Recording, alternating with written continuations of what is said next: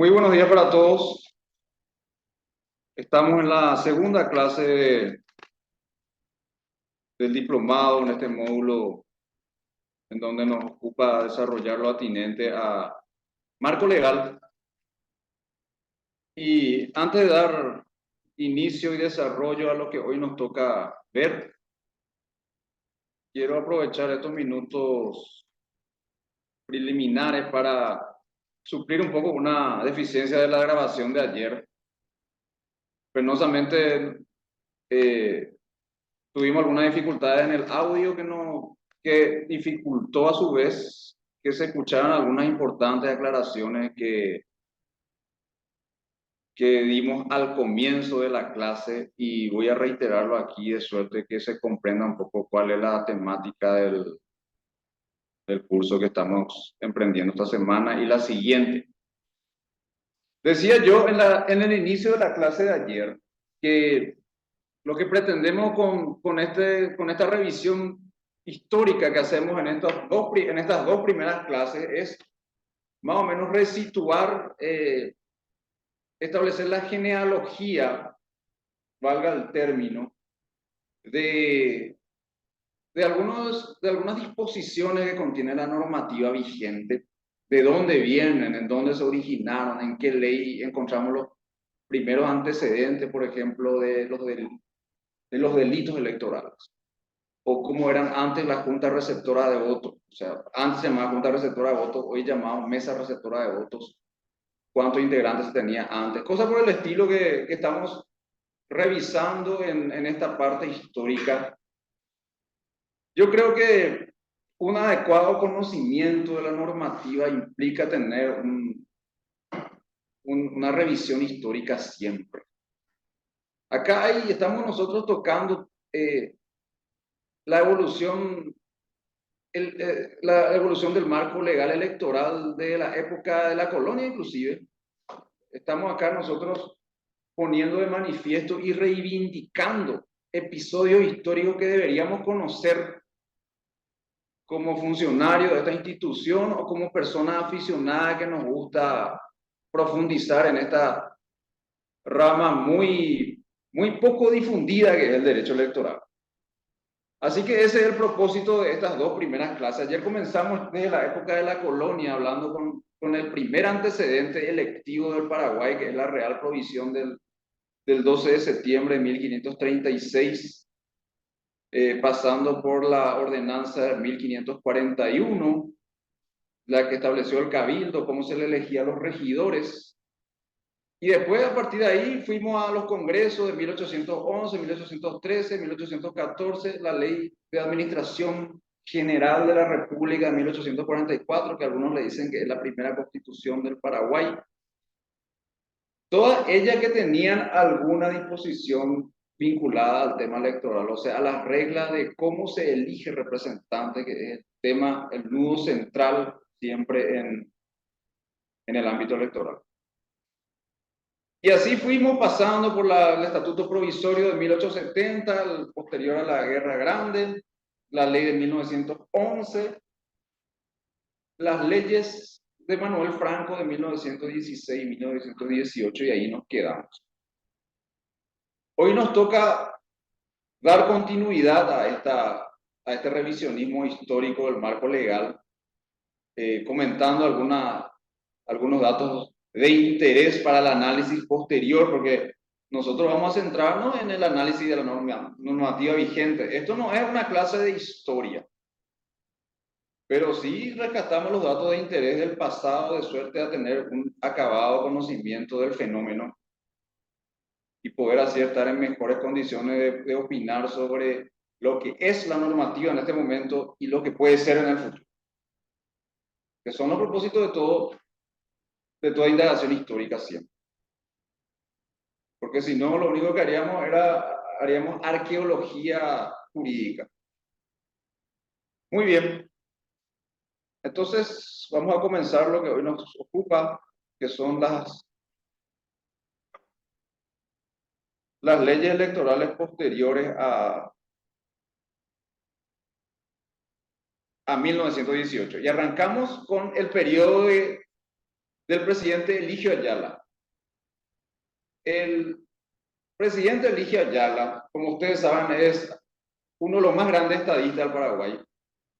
A mi juicio, el único que reúne la categoría de estadista. Porque en realidad que, aparte de todas las obras que realizó, se preparó para la guerra. Si nosotros hoy sostenemos que Paraguay es victorioso de la guerra del Chaco, las tareas de abastecimiento de pertrechos militares y de repoblar el Chaco con los menonitas son eventos que decididamente contribuyeron a la causa paraguaya. Así que, aparte de todo eso que en mayor o menor medida sabemos todos nosotros, hoy quiero compartir con ustedes las 4 leyes electorales que estableció el gobierno de Eligio Ayala en la idea de hacer un poco más participativo las elecciones nacionales. Brevemente, hay que decir acá que durante el periodo que le tocó a Eligio Ayala ser presidente, el Partido Colorado se encontraba en una postura abstencionista.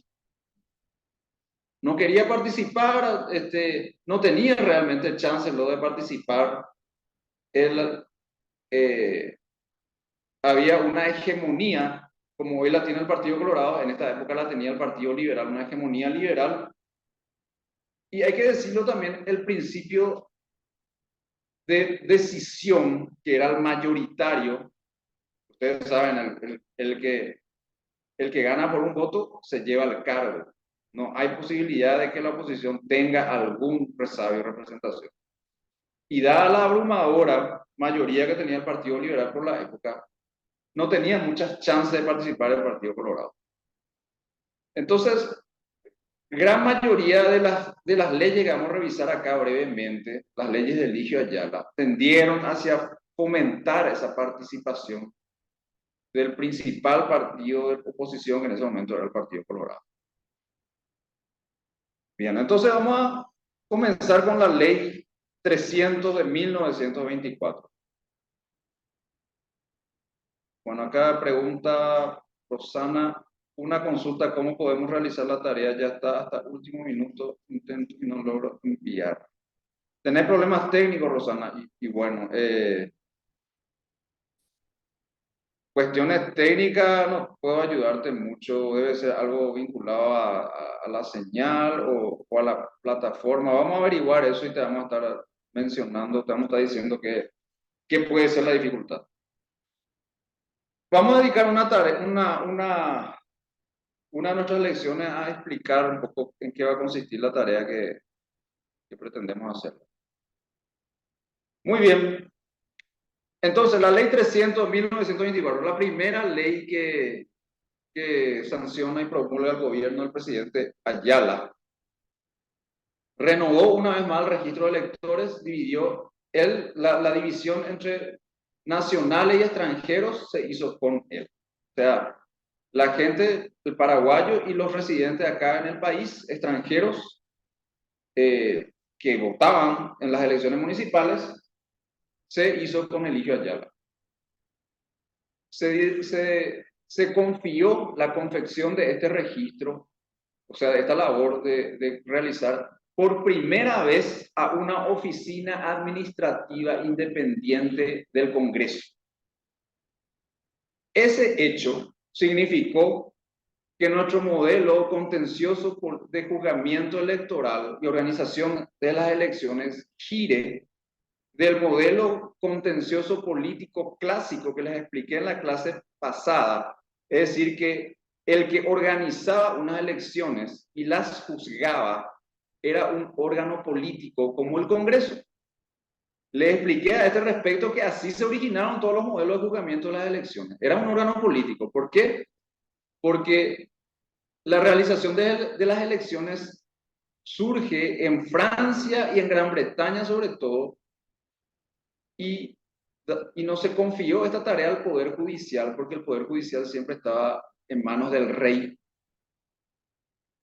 y los congresistas tenían una desconfianza de que la suerte de las elecciones, la suerte de los procesos electivos del Congreso, sobre todo de la Asamblea Política, tengan que tener una incidencia al rey ahí. Entonces, eran ellos los que juzgaban las elecciones. Y eso fue cambiando posteriormente, sobre todo en los modelos presidencialistas, porque esa cuestión que desde la desconfianza del rey, estamos hablando de la monarquía constitucional, ¿verdad? Donde había un rey que tenía, no era elegido por el pueblo, por supuesto, pero sí los congresistas, y los congresistas, los integrantes o del Parlamento inglés o de los estados generales franceses. Y bueno, y como que el poder legislativo siempre era el contrabalanceo de la monarquía para que sea una monarquía controlada, una monarquía constitucional. Entonces es que se reservaban ellos esta función. Pero como nosotros somos una república y la mayoría de los países de la región, después de independizarse, decidieron adoptar la forma republicana, bueno, con el tiempo se tuvo que imponer también acá el hecho de que haya un órgano administrativo que organiza las elecciones, o sea, un órgano desprendido del Congreso. Ese órgano se dio en llamar Dirección General del Censo Electoral en esta época, 1924. Entonces, todo lo relativo a la composición de formación del registro, la inscripción, las tachas de reclamo, todo eso pasa a ser regulado por esta ley 300. Hubo una segunda ley después, poco después de la ley 300, la ley 711, 671, perdón, y ligeras modificaciones para establecer que una oficina dependiente del Ministerio del Interior tenía a su vez ahí la atribución de organizar también los detalles de las elecciones. Esa oficina se dio en llamar posteriormente la famosa Junta Electoral Central, que estuvo vigente hasta 1995 en el país. Ustedes ahí ven entonces las funciones de esta oficina dependiente del Ministerio del Interior, o sea, del Poder Ejecutivo, dependía ya. Confección y firma de registros electorales, la formación de serie de 400 electores para los actos electorales, la confección de las actas respectivas, todas esas cuestiones que antes la hacía una comisión de congresistas, o sea, una comisión de diputados y senadores, ahora pasaba a ser parte del Ministerio del Interior. Y eso significó entonces que nuestro modelo de organización de elecciones sea un modelo mixto. ¿Por qué mixto? Porque ya no es totalmente político el órgano que juzga las elecciones. Esa función de juzgar las elecciones, es decir, quién ganó en el Congreso, todavía la tenía el Congreso, pero la organización logística de las elecciones pasaba a ser realizada por un órgano administrativo. Bien. Ley 702, que fue una ley un poco más larga, también de Eligio Ayala, divide al país en dos grandes circunscripciones, cada uno con, para cada elección de senadores y diputados.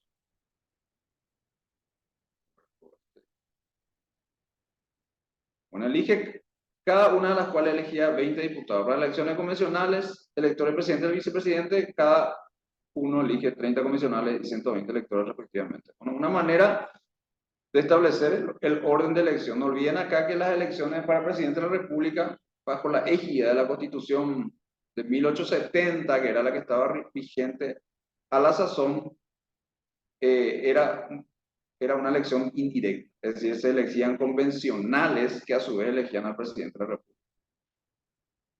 Entonces, para elegir diputados, se elegían 20 diputados por cada 20 diputados, y para elegir senadores teníamos el territorio dividido en 3 circunscripciones. El primero elegía 7 senadores, el segundo 6, el tercero también 7.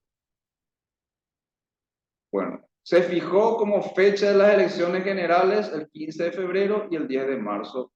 Tenían fechas diferentes las elecciones de los congresistas. Bueno, esta ley reitera el modelo ya propuesto por las leyes que explicamos ayer, las leyes de Manuel Franco, que establecía el famoso voto limitado o de lista incompleta. O sea, si en una circunscripción teníamos espacio para 3 senadores o 3 diputados, perdón, o 4, el elector solamente tenía derecho a elegir 3 de ellos. ese modelo de voto incompleto se continuaba manteniendo con esta ley. Se habla también por primera vez de la obligación de la Junta Electoral de colocar carteles con el título de voto secreto a fin de garantizar esta prerrogativa de la que hablamos también ayer, ¿verdad? Se estaba abandonando el modelo del voto verbal para que el voto sea secreto. Se establecía el horario de votación desde las 7 de la mañana hasta las 17 horas. Se conserva el orden de votación propuesto por las leyes anteriores. O sea, antes, este es un dato anecdótico de relevancia. Antes votaban primero los miembros de mesa, después los interventores, después los candidatos y finalmente los electores. Entonces se hacía antes al revés. Hoy día sabemos todo por la práctica que tenemos que votan primero los electores, interín votan los candidatos en orden de preferencia, finalmente votan los miembros de mesa. Antes, reitero, con estas leyes era al revés. Bueno, la atribución constitucional, eso es lo que estábamos señalando, la atribución constitucional de juzgar las elecciones, o sea, de hacer el escrutinio final, todavía la tenía el Congreso. Habían comisiones parlamentarias que se formaban para el efecto y ellos conservaban siempre esa atribución. Por eso nuestro modelo de enjuiciamiento todavía sigue siendo mixto. O sea, no es todo administrativo las elecciones, la organización de las elecciones, sino que reservaba el Congreso su función de juzgar las elecciones. Había también un juzgamiento de infracciones electorales que se repetía el capítulo pertinente de las leyes de 1918, reconociendo como una atribución del juzgado civil del juzgamiento de las infracciones. Bueno, muy bien. ¿Qué más tenemos acá que señala?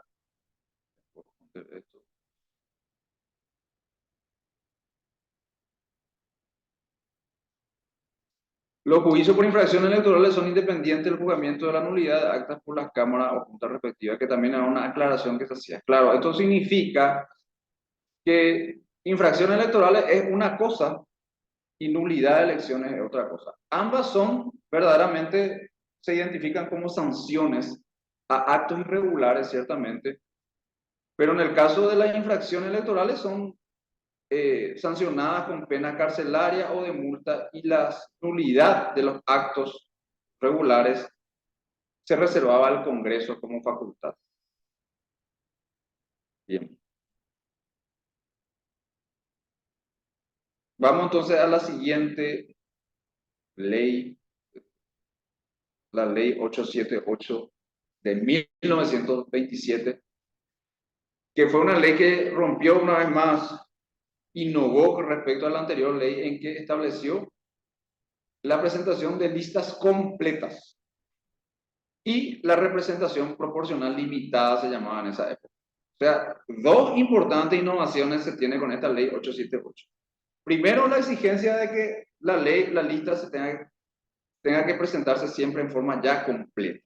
Si teníamos una dotación de 20 senadores para la Cámara Alta, o tenía que presentar 20 candidatos. Ya no era más lista y completa como venía siendo hasta ese momento. Y creo que lo más importante y que da mérito al gobierno de Eligio Ayala y que favoreció en definitiva la participación de la oposición es cambiar el principio decisorio. Ustedes saben, los principios decisorios en las elecciones son dos. El mayoritario, el ganador se lo lleva todo. El que si quiera ganar por un voto, se lleva todos los cargos, es el mayoritario.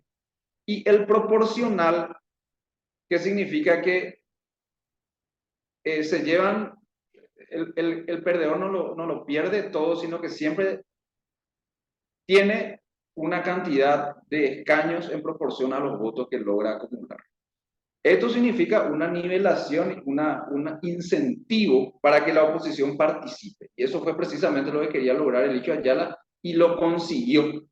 Porque durante el periodo que a él le tocó regir, se dio la primera votación en donde, después de mucho tiempo, por primera vez en nuestra época independiente, se presentaban dos partidos políticos a pugnar por el cargo de presidente de la República. Y esto fue precisamente porque esta innovación de la ley generó el incentivo necesario para que el Partido Colorado abandone su postura abstencionista y compita en las elecciones. Bueno, entonces, lista completa con la ley 878, representación proporcional limitada como principio decisorio, o sea que el que pierda, el que no tenga tantos votos como el ganador, en realidad, siempre tiene una cuota de participación. Es obligatorio que los partidos políticos sean presentados, o sea, los candidatos, perdón, sean presentados por partidos políticos o grupos de electores de no menos de 500. Bueno, ahora, el principio de representación proporcional está hablado, ¿verdad? Está explicado. Ahora, tienen que saber también ustedes que si ese es el principio, si yo quiero que todos los que participan en las elecciones se lleven al menos algún cargo en proporción a su voto, de ahí el nombre de proporcionalidad, lograr la proporcionalidad es otra cosa. Lograr la proporcionalidad es aludir al principio de conversión de los votos en cargos. Eso se hace a través de fórmulas aritméticas. Y hasta antes de ahora se venía, ya que el modelo, el principio era mayoritario, la simple regla de la mayoría era la que primaba. Ahora, cuando vos querés implementar un principio proporcional, vos tenés que valerte de una fórmula que te convierta la cantidad de votos en cargos. Eso significó entonces adoptar una fórmula que venía de Inglaterra, que se llama el cociente simple o fórmula Hare. El nombre lleva de su inventor, que es un abogado británico, Thomas Hare, que fue el que estableció que cómo convertimos los votos en cargos y tenemos que dividir la cantidad de votos obtenidos por los cargos en disputa y ahí tenemos un cociente. En la medida en que yo alcance ese cociente, yo logro un cargo. Ese era el famoso cociente simple o fórmula Hare. Ahí está aplicado el resultado, el cociente que se logra que es la cantidad que tiene que alcanzarse. Surge entonces, reitero, de dividir la cantidad de votos logrados por los números de cargos en disputa. Bueno, entonces cociente Hare para lograr la proporcionalidad de los votos. Se reglan los casos de renuncia, muerte e inhabilidad de los candidatos antes de su incorporación, disponiendo que lo sustituya aquel que en la lista respectiva le siga en el orden. Habíamos hablado ayer de que se dan ustedes cuenta cómo a medida que vamos acercándonos con las leyes a nuestra época, o sea, a medida que se van sancionando nuevas leyes, se van incorporando aspectos que antes no estaban regulados. Lo que pasa es que las elecciones iban tornándose cada vez más complejas. Acá, por ejemplo, ya surgió el tema, ¿qué pasa si se muere el candidato? ¿O qué pasa si el candidato renuncia en medio de las elecciones? La ley tiene que decir algo. Entonces, como ya teníamos más asiduidad en organizar elecciones, se fueron dando estos casos de que, mira, me renunció el candidato en mi lista, la lista era completa, ¿verdad? Renuncia un candidato y bueno, eso podría hacer caer la lista. Bueno, la ley tiene que decir algo al respecto. Y bueno, esta ley suplía esa ineficiencia con el artículo 9. Se establece la composición de la mesa electoral entre presidente, secretario y vocal, debiendo el primero y el tercero poseer la mayoría partidaria, estamos hablando, de la respectiva junta. O sea, en esa época los partidos relevantes, ustedes lo saben, era el Partido Liberal y el Partido Colorado. Y bueno, y el que tenía la mayoría siempre era el Partido Liberal, entonces controlaba la mesa al ser de extracción liberal el presidente y el vocal y el secretario quedaba reservado para el partido, principal partido de oposición. Bueno, el artículo 12 divide de las secciones electorales en serie de 200 electores. Antes era 400, con esta ley se reduce a 200. Disponiendo que la fracción mayor de 50 forme una serie aparte. El artículo 14 permite el sufragio de los ciudadanos que se encuentran en fila de votación a la hora de cierre. Se incorpora esa medida importante con esta ley. O sea, que ya a la hora, al llegar a las 17 horas, todavía estaba en fila, la ley establece expresamente de que esa persona tiene que votar. Artículo 15 no admite excarcelación por la comisión de delitos electorales salvo bajo fianza real de 500 a 1000 pesos. Es decir, aquella persona que fuese encontrado en flagrancia por delitos electorales, entre los cuales citamos uno de los principales, había mencionado ayer, la detención injustificada del ciudadano, que se va en el día de las elecciones, vos le detenés al ciudadano que se está yendo a votar, eso es delito. Si vos eras procesado por este delito, bueno, no podías solicitar el beneficio de la excarcelación, o sea, la exhibición de prisión, le dicen también, o sea, salir, litigar en libertad. O sea, se trata de un proceso que se formó por la comisión de este delito y entre tanto no se tenga condena, el ciudadano imputado por este delito tenía que someterse a la justicia. La ley autorizaba el beneficio de la exhibición de prisión para litigar en libertad, pero el que cometió delito electoral no tenía este beneficio. Eso quiere decir esta disposición del artículo 15. No admite excarcelación por la comisión de delitos electorales. O sea, el que está indagado por un delito electoral tenía que permanecer preso, salvo que pague esta fianza alta. Finalmente, el artículo 17, otra disposición novedosa, ahí la dirección del censo electoral que se llamó con la ley anterior, con la ley 300, con la cual comenzamos a poner el periodo de Eligio Ayala, pasa a ser sustituida por un órgano que se llama Junta Electoral Central, dependiente de la Cámara de Diputados. Y ahí comienza a actuar en nuestro ordenamiento jurídico la famosa Junta Electoral Central, que es el antecedente de nuestra justicia electoral. Fíjense ahí, esta es la foto que saqué, que accedí, libreta cívica de 1927, libreta cívica paraguaya ya. Ahí está el año, ahí están, si se puede leer el texto de la libreta cívica que explicamos ayer. Este era el documento para votar en la época y que rigió hasta 1990 la exigencia de este documento. Dice ahí, elección de, está el espacio, después está la leyenda, el ciudadano a quien pertenece la presente libreta cívica, ahí es un espacio para completar el nombre seguramente. En las elecciones verificadas el día de hoy en la mesa número, está el espacio, está espacio también para la fecha, o sea, esta era una leyenda que se consignaba para rellenar los espacios y demostrar que el ciudadano votó ese día. El documento de la época, entonces, para votar, libreta cívica. Bueno, libreta cívica 1927. Esta es la cuarta, no, esta es la penúltima ley electoral de Eligio Ayala. La ley 929, que modificó sobre todo cuestiones vinculadas al registro. Estructurada en 14 capítulos y 122 artículos, ya no es más 60, ya no es más 40, ya hay por arriba de 100, o sea, se incluyen mayor cantidad de normas porque son más las situaciones que tienen que ser previstas. Establece nuevas circunscripciones para la elección de diputados y senadores, dos departamentos para elegir 20 diputados cada uno y 3 departamentos para elegir 7 en el primer departamento, 6 en el segundo, 7 en el tercer departamento, en el caso de los senadores. Es un modelo de elección un tanto complejo, a mi juicio. Bueno, esta ley reitera carácter obligatorio de presentar la lista de candidatos de forma completa. Es decir, hay 20 candidatos a diputados, 20 cargos de disputa, 20 candidatos se tienen que presentar. Principio de representación proporcional siempre, se reitera también la fórmula Hare, el cociente simple.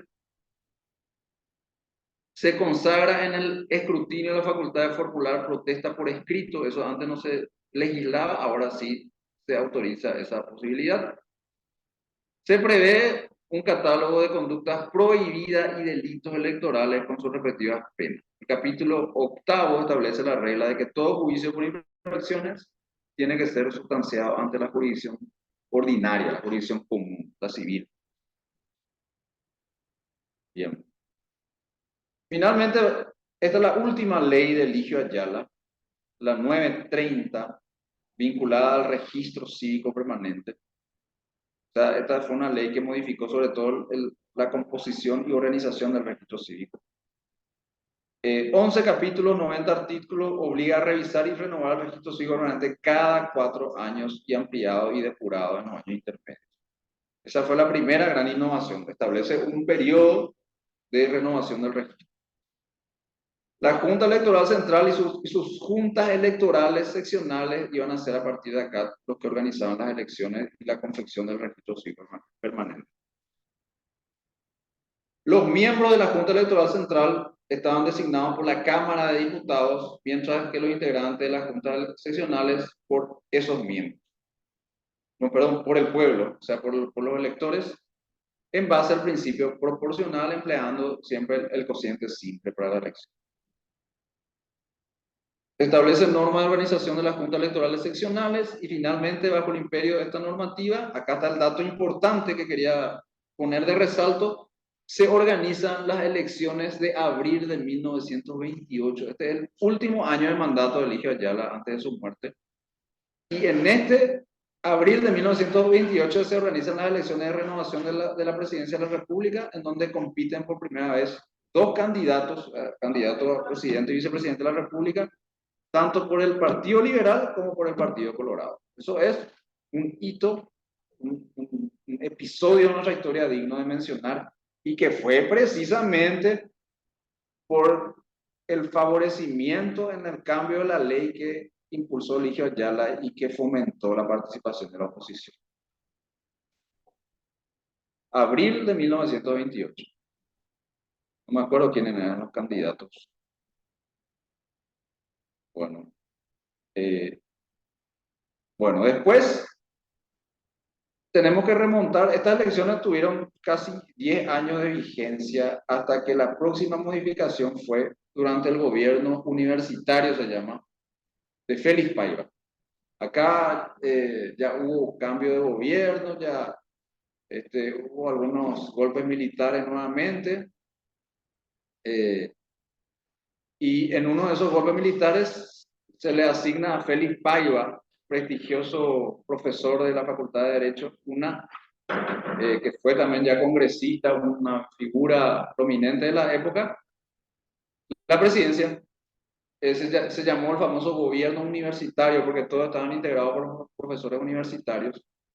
Y bueno, fue Félix Paiva el que estableció mediante un decreto ley un cambio importante en la legislación electoral. Estableció una fórmula de reparto ya diferente al cociente simple que se denominó doble cociente o de listas concurrentes. Todo esto al propósito de mejorar un poco o dar incentivo a la oposición de que siempre compita en las elecciones. ¿En qué consiste este doble cociente? Se contabilizan los votos emitidos, se determina el cociente electoral y se vuelve a dividir en una segunda ocasión por el cociente para determinar cuántos lugares, cuántos escaños, cuántos representantes tiene el poder cada partido que compite sobre todo por los cargos en el poder legislativo. Bueno, casi funcionaba de la misma manera que el cociente simple. Bueno, esta importante innovación entonces durante el gobierno de Félix Paiva, el breve gobierno universitario de Félix Paiva. Bueno, hasta ahí entonces rigió la Constitución de 1870. Ustedes saben que para 1940, cuando ya era presidente el general Estigarribia, en ese entonces general, héroe de guerra, el conductor de nuestra victoria en el Chaco, fue presidente y estuvo a su cargo impulsar la renovación de la Constitución Nacional.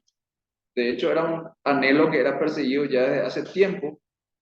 Y bueno, fue Eligio Ayala el que impulsó a través de un plebiscito esta constitución, que es una constitución, hay que decirlo, de corte autoritario, ciertamente, porque hay una notable desproporción entre los poderes del Estado, entre el poder ejecutivo, legislativo y judicial, en el sentido de dar mayores atribuciones al ejecutivo, un ejecutivo fuerte que tenía inclusive la facultad de disolver el Congreso. Bueno, y esta nueva constitución marca un parteaguas de todo lo que hemos hablado con relación a las leyes que se dictaron bajo la égida de la Constitución de 1870. A partir de esta constitución significaría otro grupo de leyes que continuaban progresivamente regulando aspectos antes no legislados. Bueno, entre los rasgos más importantes de la Constitución del 40 ya señalamos que hay una mayores atribuciones del poder ejecutivo del presidente de la República. Ya se suprime la figura del vicepresidente de la República. Se suprime una de las cámaras del Congreso, la representación del órgano legislativo pasa a ser unicameral, solamente una cámara, se llama Cámara de Representantes. El el poder judicial estaría representado por la Corte Suprema de Justicia y los juzgados. Muy pocas atribuciones se legislaban a ese respecto. Derechos y garantías fueron mantenidos, pero con estrictas limitaciones, y continúa primando durante esta constitución el modelo contencioso político, ya mixto, porque era un órgano administrativo, eso se mantenía vigente, el que seguía organizando las elecciones.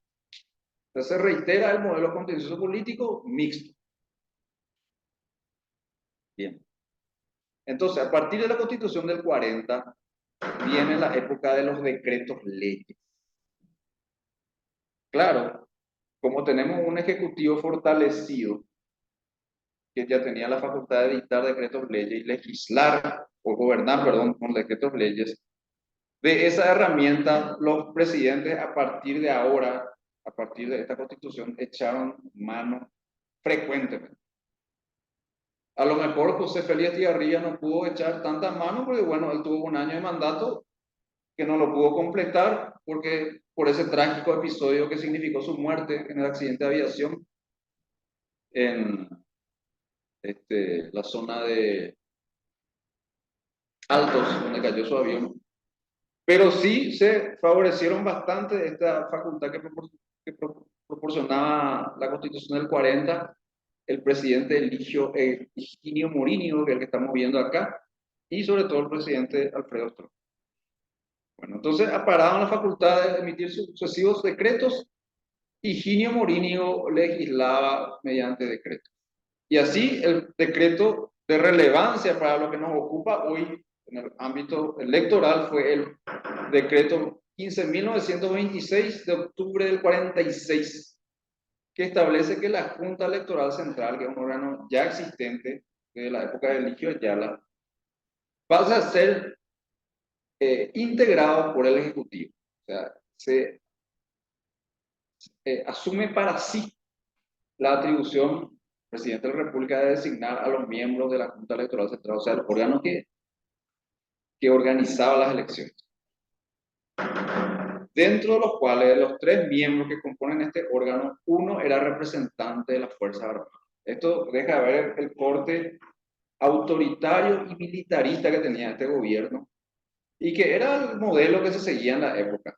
No olviden ustedes que estamos en pleno 1900, en la década del 40, en donde servían de modelo los regímenes de corte totalitario fascista que estaban imperando en Europa en ese momento. Coste que acá en el 46 ya se había terminado la Segunda Guerra Mundial, ya había ganado a los aliados, pero todavía acá pervivía un modelo militarista. Bien. Otro decreto ley de interés fue el 22.444 del 47, que establecen los candidatos a presidente de la República, miembros de la Cámara, juntas municipales, todos ellos pasan a ser electos directamente por el pueblo en circunscripciones electoral únicas. Claro, esto era regular algo que ya disponía la Constitución política. Ya con la Constitución del 40 se abandona el modelo de elección indirecta para el presidente de la República y el pueblo pasa a elegir directamente a los candidatos a miembros del Congreso, a los candidatos a presidente de la República, a las juntas municipales, juntas electorales. La Cámara de Representantes en la Constitución nos dice cuántos iban a ser sus miembros. Esta ley se encarga, este decreto ley se encarga de establecer que 40 miembros titulares y 40 suplentes sería la dotación que tenga la Cámara de Representantes. Y para el presidente de la República se adopta el principio decisorio de mayoría simple, como siempre es un cargo uninominal. Y para la elección de miembros de la Cámara de Representantes, siempre la representación proporcional, el principio, y se aplica el doble cociente que ya establecía el gobierno de Félix Paiva. Las boletas incluían candidatura a todos los cargos, tanto presidente de la República como miembro de la Cámara de Representantes. O sea, era una boleta única en donde estaban todos los cargos en disputa. Bien. Este decreto ley fue en la víspera de la Revolución del 47. Bueno, otro hecho anecdótico. Ley de lemas en Paraguay. Hubo ley de lemas en Paraguay. No tengo datos si se llegó a aplicar, pero para saber nomás como anécdota, durante un breve periodo se pretendió aplicar la fórmula de ley de lemas en Paraguay. Fue durante el gobierno del presidente Federico Chávez, el primer presidente de Colorado en mucho tiempo. Así lo estableció el decreto ley 53 de ese año también, de 1953, para la elección de autoridades municipales. ¿Qué sentido tenía? Porque explico brevemente, la ley de lema o doble voto simultáneo, así se llama en la doctrina, es, un método, una fórmula de elección que permite de que los candidatos en las internas, o sea, si es que hay elecciones en las internas, permite que ahí ya surja el candidato que va a representar al partido. Si bien es una fórmula que fue ideada en 1870 por un belga, Latinoamérica lo comenzó a aplicar en 1910 y bueno, Paraguay en 1953. Era una fórmula que funcionó mucho tiempo en Uruguay hasta su derogación en la década del 60, 70. Y acá se pretendió, qué sé yo, por qué razón se quiso implementar acá esta ley para candidaturas municipales. El artículo segundo de este decreto prescribe como plazo para la presentación de candidatura 20 días antes de las elecciones a la Junta Electoral Central por el directorio de los partidos organizados en la capital y en las secciones de dichos partidos en la campaña. Bueno, muy bien. Vamos así llegando al periodo de gobierno del presidente Alfredo Stroessner, que ustedes saben accedió por un golpe militar que se le hizo a un religionario Federico Chávez en el 54. Y ya lo saben también, a partir de su ascenso en 1944, se quedó en el poder hasta 1989. Durante el gobierno de Stroessner, ¿qué innovaciones en el ámbito electoral podemos mencionar? El famoso Estatuto Electoral de 1960, primero aprobado por un decreto del 59, se convirtió en ley en el 60, un año después. Ahí está mencionado el decreto 204 del 59, que se convirtió en ley, o sea, se regularizó como ley un año después. La ley 600 deroga la anterior normativa, establece un nuevo estatuto electoral recogiendo gran parte de las disposiciones de la ley 929 de Eligio Ayala. Era una ley con 205 artículos y 22 capítulos, o sea, más o menos mantenía la misma fisonomía de la ley 929. ¿Qué es lo que dice esta ley de innovación? Define por vez primera qué es el sufragio. Define como un derecho, un deber cívico y una función pública del elector, tal y como hoy está legislado en nuestra Constitución, perdón, nuestra Constitución sí, y en nuestra ley electoral, el Código Electoral vigente. Determina que los electores son considerados tales desde los 18 años y diferencia la aptitud de este para elegir como para ser elegido. Artículo 3. Se emplea como método de reparto la fórmula conocida como mayoría con prima. Acá se cambia el principio de conversión de votos en escaños, se abandona la cuota simple y se ensaya este modelo, esta fórmula que era una fórmula que venía de Europa. ¿En qué consistía?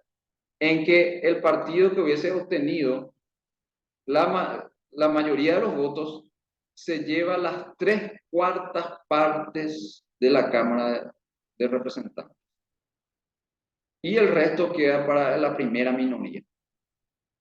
Fíjense lo que significa eso. Vos ganás, tenés la mayoría de votos, principio mayoritario en principio, te lleva las 3/4 de la legislatura. O sea, el 66% de la composición de la Cámara. O sea, más de 25 escaños te lleva por ganar por un voto, ¿no? Artículo 9 establece la competencia de la Junta Electoral Central para recibir la lista de candidatos por lo menos 30 días antes de las elecciones. Acá ya se alargaba un poquito más el periodo porque, bueno, las elecciones eran más complejas. Voy a dar un poquito más de detalle de esta fórmula que se llama mayoría con prima, para que ustedes vean el abolengo, de dónde se trae esto. Fíjense. Ahí ustedes le reconocen a este señor que está acá, este uniformado que está acá. Quisiera leer en los chats a ver si alguien le reconoce a este señor que está ahí, que tiene un aspecto militar, y acá está otro de sus personeros militar, que fue el que ideó esta fórmula. No me estoy acordando el nombre.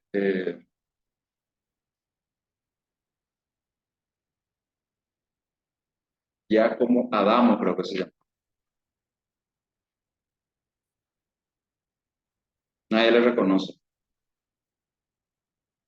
Bueno, este señor se llamaba Benito Mussolini y fue durante su gobierno que se estableció este principio tan desproporcional que se llamaba mayoría cumplida. Y por supuesto que aseguraba la posibilidad de que el partido de gobierno se lleve gran cantidad de congresistas, el 66%, ahí están las 3/4 partes, y 33% para la minoría, la primera minoría. Esto, por supuesto, dividía la posición entre los famosos, igual que fue con el Partido Colorado durante la época de Eligio Ayala, entre los participacionistas y los abstencionistas. Ahora era el Partido Liberal el que tenía gente, una facción participacionista del modelo tronista y una facción abstencionista. Justamente porque había un sector disconforme de las reglas del juego. Y claro que sí, este modelo le prodigó gran parte de la posibilidad de mantenerse en el poder. Bien. ¿Qué más disponía el Estatuto del 60? Hay que señalar que esta ley de 1960 favorecía ya una mayor regulación de las organizaciones políticas, algo que no había hasta ese entonces. Ocurre porque se mencionaban grupos políticos, no se mencionaban, no, nucleaciones, no, ninguna de las leyes anteriores hablaba del partido político. Lo cierto es que desde la década del 50 el partido político fue adquiriendo mayor protagonismo, y bueno, eso significó también que Paraguay emule lo que se hacía en las leyes de otros países. También se ocupó los partidos políticos en en esta ley. Entonces, a partir de la promulgación de este decreto ley, la ley 600, los partidos políticos legalmente constituidos y reconocidos tendrían todos los derechos y deberes políticos como los previstos en el Código Civil para las personas jurídicas, y se habla ya por primera vez de manera expresa, no más indirecta como era hasta este momento, del partido político y sus derechos y sus deberes. También se reconocen derechos y deberes del elector.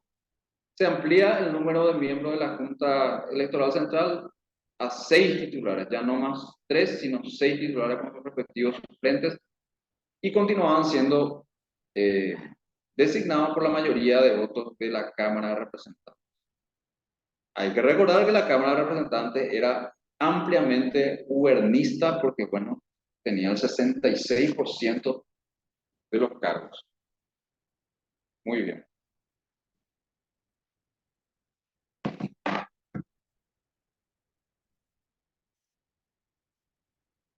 Y en esta parte donde también hay que mencionar, digno de mención en la historia política paraguaya, la ley 704 del 61, la ley que consagra el voto de la mujer. Acá no hay que mencionar de que en base a la lucha de mujeres y de hombres también, de parlamentarios que convencidos de la pertinencia de que las mujeres voten en el Paraguay, tal y como ya se venía haciendo en otros países, no se consiguió sino, ya la lucha arranca al principio del siglo XX, pero no se consiguió sino hasta el año 1961, 60 años, en base a la lucha de hombres y mujeres. O sea, no eran solamente las mujeres las encargadas, sino también había algunos congresistas convencidos de la pertinencia de esto. Y fue la ley 704, que decía, tenía un cortito artículo. Lo único que decía era el artículo primero: reconócese a la mujer los mismos derechos y obligaciones políticas que el hombre. Y punto. Esto suponía entonces, a partir de ahí, incorporar a las mujeres en los padrones de votación. Fueron en las elecciones, en las elecciones de primera reelección del presidente Stroessner el 10 de febrero del 63, en donde se dio práctica, donde por primera vez votaron algunas mujeres en las elecciones. Hay una foto donde una señora está votando, un hecho histórico hasta ese momento. Otra de las elecciones, así como la elección de 1928, digna de mención en los anales de la historia política del Paraguay. 10 de febrero de 1963, donde el presidente Stroessner fue reelegido por primera vez, la primera reelección del general, que ganó por el 92% de los votos, dicen las actas electorales de la época, frente a un candidato testimonial que era un tal Gavilán del Partido Liberal, que logró, según las actas, el 7,74% de los votos. Bueno, y así llegamos hasta la Constitución del 67, que continuó reservando la atribución del Congreso de juzgar sus elecciones, solo que acá, como modelo contencioso mixto que era, ya había los congresistas de la Cámara de Representantes que juzgaban sus elecciones y la Junta Electoral Central que juzgaba las elecciones del presidente de la República. O sea, decía quién ganó. O sea, era un contencioso mixto. La Constitución del 40 eleva al rango constitucional el principio de elección, del principio decisorio de representación proporcional, así lo establece el artículo 15, y incorpora esta constitución política por primera vez, la constitución a los partidos políticos. Ya se habla de los partidos políticos, ya se dice que tienen derecho a fiscalización, ya se dice que hay un grupo de electores que se organiza de manera permanente para participar en las elecciones nacionales, departamentales, municipales. Todo eso que antes no se legislaba, ya se legisla en la Constitución. Eso tiene mucha importancia. Esto significa que los partidos políticos adquieren rango constitucional a partir de esta revisión constitucional. Algo que los países de la región ya lo tenían hace tiempo. Por ejemplo, Uruguay tiene reconocimiento constitucional de los partidos políticos de su constitución de 1911. Argentina creo que un poco después, Paraguay no lo tendría sino 60 años después con esta constitución. Bueno, durante esta constitución, el gobierno tronista modificó nuevamente las reglas electorales con el Estatuto Electoral de 1981, la ley 886, una ley con 204 artículos que en qué innova este Estatuto del 81, en que reconoce alguna atribución a los partidos políticos, propiedad de los símbolos partidarios y prohibición en cuanto a su uso. Eso es algo que no estaba legislado hasta ese entonces. Se comienza a hacer con este estatuto. Se prevé la posibilidad de que partidos políticos se unan. Se prohíbe la subordinación o alianza con organizaciones de otros países y recibir subvención en el exterior. Prohibición de predicar odio, lucha racial o de clase o apología al delito o incitación a la discriminación, como una prohibición en la propaganda política. Se establece un procedimiento para denunciar a un partido político que cometa ciertas infracciones. Eso supone de que se establecía ya también un catálogo de conductas permitidas y prohibidas para los partidos políticos. Derecho a realizar propaganda electoral por cualquier medio de difusión se consagra con el artículo 33. Supletoriedad en la demanda judicial por cuestiones internas de los partidos políticos. Prohibición de uso de símbolos, himnos, imágenes o retratos extranjeros, publicaciones anónimas que atenten contra la dignidad humana y ofendan la moral pública en la propaganda. Bueno, una vez más acá tenemos que repetir que nuevos fenómenos iban dando conforme se realizaban elecciones en el país y todas estas cuestiones se vieron como necesarias ser legisladas para evitar problemas. Antes pues no tenían tanto protagonismo los partidos políticos. Conforme a los años, ya por este tiempo, el 81, ya había más de 2 partidos políticos relevantes, estaba también el Partido Febrerista, y bueno, eso suponía que se legislen estos aspectos importantes. Bueno, el desmantelamiento del modelo tronista con el golpe de 1989. Bueno, sobreviene el golpe que derrocó al general Stroessner, lo depuso de la presidencia de la República. Y eso supuso en ese momento tomar algunas decisiones importantes y apresuradas. No olviden ustedes que Stroessner había sido reelegido por tercera vez, creo que era, o por cuarta vez, en 1988. O sea, él estaba comenzando un nuevo periodo cuando fue derrocado. Entonces, asumió preventivamente el general Rodríguez, el que organizó el golpe de Estado, ocupó la presidencia provisoria, pero con el compromiso de llamar lo antes posible a elecciones que completen el mandato que tenía que ir hasta el 93. Entonces fue ahí que se organizaron apresuradamente las elecciones y salieron apresuradamente, reitero nuevamente, varias leyes que más o menos querían organizar dentro de ese breve espacio que era de febrero a mayo, porque se fijaron para mayo las elecciones, ciertas cuestiones, derogar ciertas cuestiones del modelo exclusionista que regía por ese entonces, para hacer elecciones lo más participativas posible. Una de ellas es la ley, el decreto ley del 28 de febrero del 89, eliminó los requerimientos de la ley 886 que exigía una inscripción y registro de los partidos políticos, obligatoriedad de presentar una afiliación de 10.000 electores y el periodo de 2 años que debían esperar para participar. Todas esas exigencias para constituirse en un partido político que presente candidatos y que eran difíciles de llenar por muchos partidos nuevos, se levantaron todas. ¿Para qué? Para fomentar que más partidos se inscriban y regularicen su situación. Entonces, así se presentaron a competir en esos comicios de mayo del 89, partidos que estaban prohibidos, como el Partido Liberal Radical Auténtico. Había otras facciones, el Partido Liberal Radical Unificado, creo que estaba el Partido Liberal Radical también, el Partido Humanista, el Partido Comunista, todos esos partidos fueron legitimados para que puedan participar en estas elecciones del 89. Otra apresurada ley que se tomó, la ley número 10, también de febrero del 89, declaró caduco el registro cívico permanente, o sea, un registro totalmente viciado. Convocar a los ciudadanos a nuevas inscripciones. Artículo 9 dice, la cédula de identidad será el único documento válido para la identificación del elector, tanto para su inscripción en el registro como para la emisión del voto. Esta norma que estamos viendo acá es muy importante. ¿Por qué?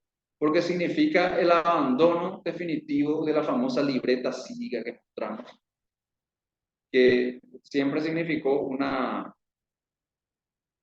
dificultad para mucha gente para votar. Y con esto los trámites para ejercer el voto y para la inscripción al registro se facilitaban porque solamente uno tenía que presentar ya a partir de aquí su cédula de identidad. Entonces, el documento genuinamente electoral, que es la libreta cívica, pasó a ser sustituido por un documento de identidad civil para ejercer el voto y para inscribirse. Bueno, esas elecciones, como ya les decía, se fijó para el 1 de mayo del 89 y ganó ahí el presidente Rodríguez y completó el mandato de Stroessner hasta 1993. Bien, durante este interín, entonces, un primer compromiso del presidente Rodríguez era cambiar ya, con más tiempo ya se tenía acá, cambiar la normativa electoral deficiente que existía hasta ese momento, la ley, el Estatuto del 81, y fue ahí que se sancionó por primera vez en el Paraguay de un órgano, de un cuerpo normativo mucho más detallado y mucho más dilatado que las leyes electorales vigentes hasta ese momento. Estamos hablando de la ley 1/90, el primer código electoral paraguayo. Noten ustedes que ya tiene el estatus de código, ya tiene casi 400 artículos, 379 artículos. Se organiza en 7 libros, ahí están los títulos de los libros, que son más o menos los mismos libros que hoy, o sea, los nombres de los libros que hoy integran el código electoral vigente. Un primer libro, Principios Fundamentales; un segundo libro, Partidos y Movimientos Políticos; tercer libro, Del Proceso Electoral; cuarto libro, Justicia Electoral; quinto libro, Financiamiento Estatal; sexto, Propaganda y finalmente, Sanciones. Todos estos libros a su vez divididos en títulos y capítulos. Se considera a los partidos políticos como personas de derecho público, se reconoce el subsidio estatal por primera vez como una contribución del Estado al sostenimiento del partido político, se reconocen los derechos de los partidos de celebrar alianzas entre ellos y se instaura el fuero electoral, o sea, la justicia electoral como un fuero jurisdiccional hasta ese momento, que funcionaba en el Palacio de Justicia, integrado por tribunales y agentes fiscales electorales también. Los tribunales electorales se constituyen en la magistratura competente para todos los litigios surgidos en el seno de los partidos políticos. O sea, todas las rencillas entre las corrientes internas en un partido político se tenían que ventilar ante la denominada a partir de ahí como justicia electoral. Primer código electoral de 1990.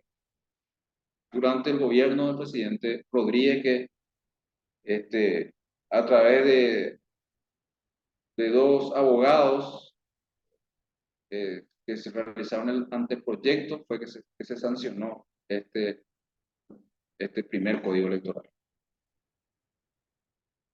Bueno, más sobre la ley 1/90, imposición del voto directo para la elección de autoridades supremas. O sea, a partir de ahí podemos decir que los partidos políticos deberían organizarse también ya de manera democrática, porque hasta antes de esta ley, las autoridades partidarias eran designadas por los tendotados, vamos a decir, de los partidos políticos. O sea, no había voto interno, no se practicaba la democracia interna, porque el afiliado no decidía nada, decidía la cúpula, la dirigencia de cada partido político. con la ley 1/90, eso cambió al exigirse de que las autoridades partidarias también sean electas de manera democrática por el voto libre, igual, secreto de los afiliados. Bueno, el libro quinto, ya lo dijimos, habla de lo que tiene que ver con el subsidio electoral. Libro sexto, la propaganda electoral, propaganda política y propaganda electoral propiamente dicha.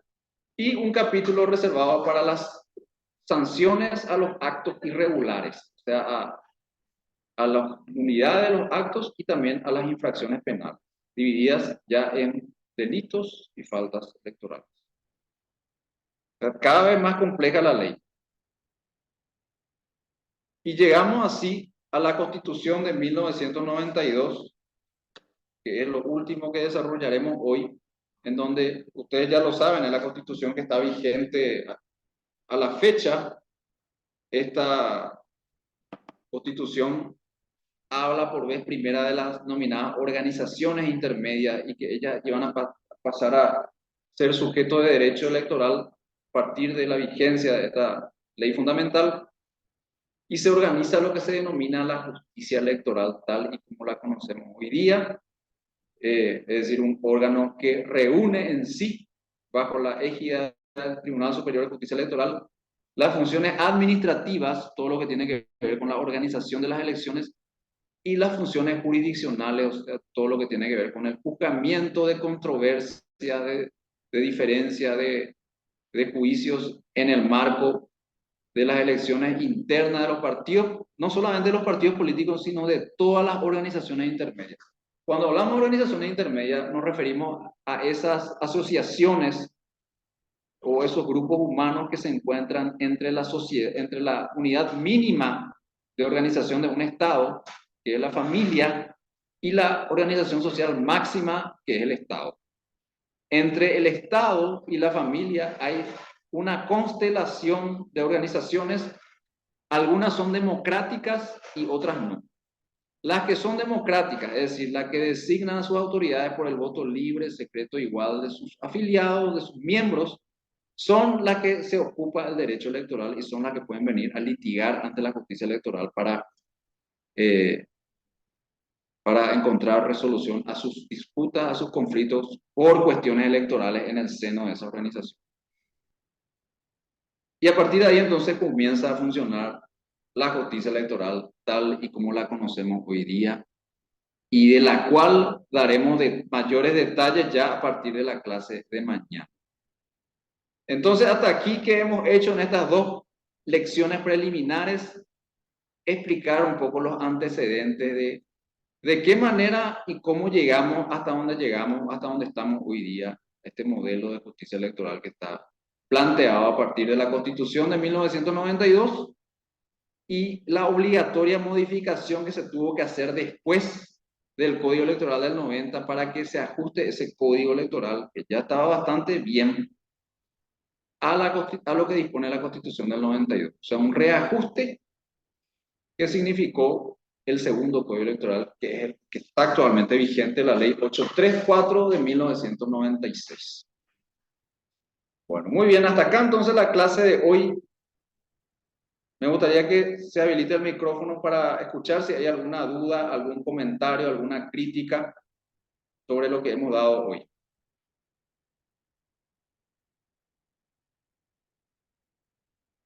Buen día, profe. ¿Qué tal? ¿Cómo estás? Excelente la explicación. Muchísimas gracias. Bueno, Raquel, soy. Te saludo de San Ignacio Misiones. un saludo también, Raquel. Gracias por los comentarios. Me alegro, me alegro. Hola, profe, ¿qué tal? Guillermina soy. Hola, Guille, ¿cómo estás? ¿Todo bien? Yo soy del registro de Caguazú, de la ciudad de Caguazú. Ah, bueno, mi saludo por ahí Y entonces. volviendo un poco atrás, a los años atrás, me gustaría decirte que yo tengo un certificado de inscripción que se realizó en el año 1984. Ah, sí. Sí, y Me gustaría, me está gustaría completo. en serio, me gustaría una foto de eso si se puede. Siempre pues queremos mejorar un poco acá las presentaciones, las diapositivas, y una foto como esa me parece que es interesante. Y también tengo de la misma persona del año 1900, Ahí que es la adentro. nueva, ¿verdad? 1996. Ah, se volvió a escribir. Sí, se volvió a escribir para el nuevo padrón ya. Y en este, por ejemplo, veo de que dice Registro Cívico Nacional, Certificado de Inscripción Interior, dice Junta Electoral Central. Ah, sí, qué bueno. ¿Eso es una libreta cívica o qué? ¿O es una hoja de inscripción? Es una hoja nada más, es un certificado de inscripción, donde consta, por ejemplo, dice de profesión comerciante, de tez morena, cabello negro, estatura y otras señas particulares, dice. Corregimos un poco que son datos que actualmente ya no se piden más, tengo entendido, ¿verdad? No, y ya no se pide más, no se te pide tu test, nada de eso, solo te pide tu estado civil y los datos que figuran en la cédula. Sí. Y atrás tiene un sello también y también se puso si votó o no votó. Claro, que era el dato más importante que se Así tenía es. que asignar en esa. Y voy a poner la foto acá donde se mandan los mensajes. Sí, o si no, mira, poder, como vamos a tener que hacer, eso me da pie para explicar brevemente, pero lo vamos a hacer con mayor detalle en alguna de las clases siguientes, antes de que terminemos. Yo les voy a pedir a ustedes que me hagan un ensayo sobre algunas de las cuestiones que van a ser abordadas. Ya acá, en estas dos primeras clases, ya hay mucho material interesante sobre lo que se puede escribir el ensayo. Igual a lo mejor puedo abordar este tema incorporando en tu trabajo práctico esa foto y alguna consideración sobre esta parte de la historia electoral paraguaya, de cómo funcionaba en el 84, a lo mejor ahí estamos, si hablamos del 84, estamos hablando de la vigencia de este estatuto del 81 justamente, que fue el último antes de que se modifique en 1990 toda la normativa electoral tal y como la conocemos. Entonces, pues, sí, podría ser algo vinculado con eso y mencionar y acompañar y enriquecer un poco lo que tengas que escribir con esta foto. Buenísimo. Las reglas para la escritura vamos a darlas en esa clase que la vamos a dedicar a ese propósito de explicar obviamente lo que se hace en un ensayo. Les adelanto que el ensayo es una forma de divulgación o de disertación escrita Hola. la más ágil, la más sencilla, en donde uno tiene que, sin recurrir a demasiadas citas o de otros autores, uno tiene que hablar y escribir lo que quiere decir. Sí, ¿quién quería hablar? ¿Alguien quiere hablar? Hola. Sí, te escucho. ¿Qué tal? ¿Cómo está, profesor? Bien, ¿y Yo vos? soy Silvio Sanabria del registro de Piribebuy. Pregunto, doctor, ¿dónde y cómo yo puedo adquirir estas recopilaciones que vos... Vamos a divulgarlo oportunamente, vamos a subir a nuestra aula virtual de la IPEL. Sí, Creo que mañana a lo mejor ya podemos hacer esto. Ya estamos desarrollando estas dos partes, entonces para que se tenga, vamos a compartir ahí, sin problema. interesante porque a mí me gustaría que pueda yo tener todas estas recopilaciones para que pueda hacer algún trabajo sobre estos. ¿Me entiende? Sí, sí, sí. De hecho que va a Muy inspirar bien. mucho. Sí, También muy vamos, bien. me alegro, me alegro. Exactamente, excelente es la clase especial. Muy interesante porque como nosotros funcionarios electorales tenemos que tener en cuenta estas recopilaciones, estas historias. Bueno, entonces sirve todavía. Muy interesante. Muchas gracias de mi parte. Gracias, Bolívar, gracias por los consejos. Bueno, Leila, ponete ya, mi amor, para que mamá no... Dios Bueno, mío, muy bien. saca el micrófono. Bueno, si hay alguna otra Bien. reflexión, pregunta, consideración, crítica, estamos abiertos. Hola.